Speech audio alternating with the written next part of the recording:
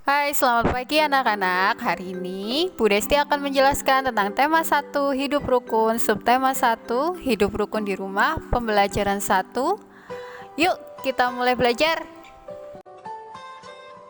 Pembelajaran 1. Udin mempunyai kakak perempuan bernama Mutiara. Udin dan Mutiara selalu menjaga kerukunan di rumah.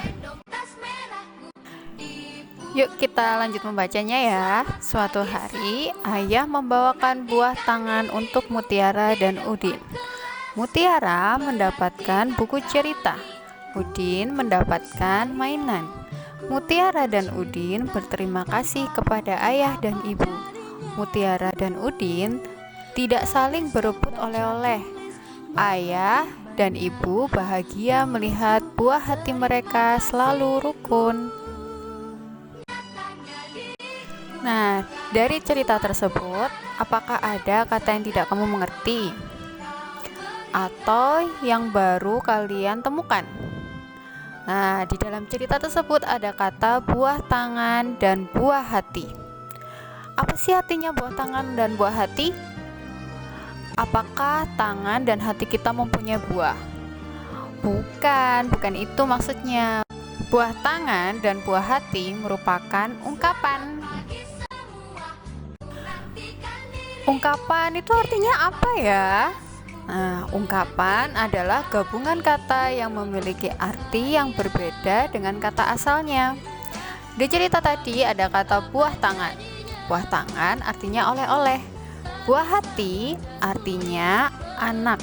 Jadi setiap ungkapan itu ada artinya ya. Ibu akan memberikan contoh ungkapan dalam kalimat. Yang pertama, ayah pulang dari Surabaya membawa buah tangan buku cerita untuk Mutiara. Artinya, buah tangan di sini adalah oleh-oleh. Ayah pulang dari Surabaya membawa oleh-oleh buku cerita untuk Mutiara. Contoh yang kedua, Udin adalah buah hati orang tuanya. Artinya, Udin adalah anak orang tuanya. Buah hati di sini berarti adalah anak.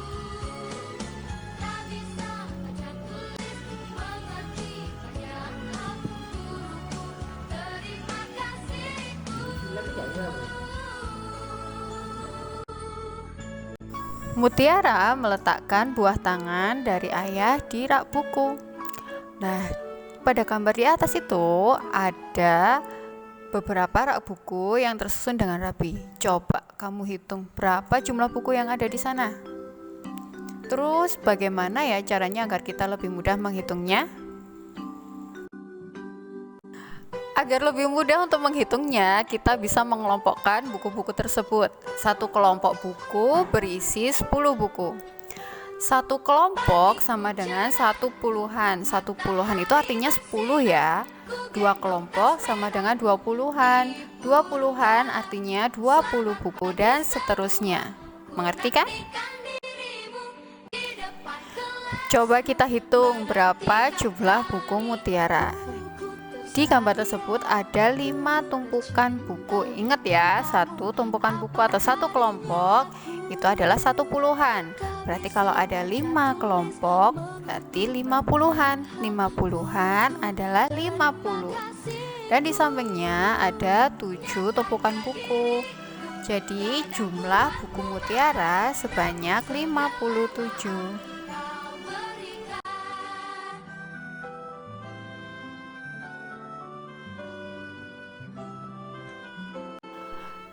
Coba kalian amati gambar tersebut. Di gambar tersebut ada sekumpulan kubus. Di sini ada satu kubus. Di sebelahnya atau di sampingnya ada tumpukan kubus. Kubus satuan berjumlah 10 digambarkan menjadi satu kubus puluhan. Di bawahnya, kubus puluhan berjumlah 10 dapat diganti dengan satu kubus ratusan dan digambarkan dalam satu kubus ratusan. Yuk kita berhitung. Nah, di gambar itu ada satu kubus ratusan ditambah dengan 3 kubus puluhan dan 8 kubus satuan. Jadi banyaknya kubus adalah 100 ditambah 30 ditambah 8. Jadi semuanya berjumlah 138. Ini dibacanya 138. Nah, yuk kita belajar membaca bilangan. Di sini Ibu ada bilangan 168. Nah, kalau dibaca bilangan tersebut 168. Satu yang di depan ini merupakan ratusan, dibaca 100. 6 merupakan puluhan, jadi dibaca 60. Sedangkan 8 merupakan satuan, dibaca 8. Di bawahnya ada beberapa contoh. Yang pertama ada bilangan 205. Dibacanya bukan 205 ya, tapi 205. Ada bilangan 152. Lah dibacanya bukan 152 tapi 152.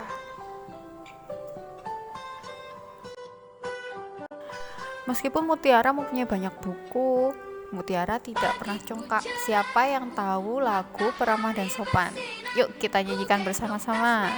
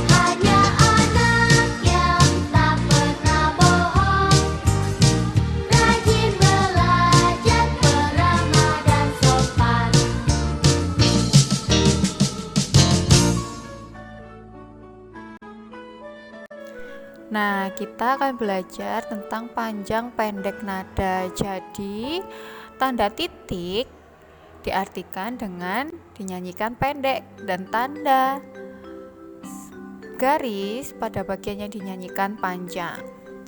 Di bawahnya sudah ada lirik lagu Peramah dan Sopan dan sudah Ibu beri tanda panjang dan pendeknya nada. Contohnya seperti ini ya. Bukannya congkak. Nah, bukannya itu merupakan nada pendek, jadi diberi tanda titik. Sedangkan congkak itu merupakan nadanya panjang, jadi diberi nada atau simbolnya garis.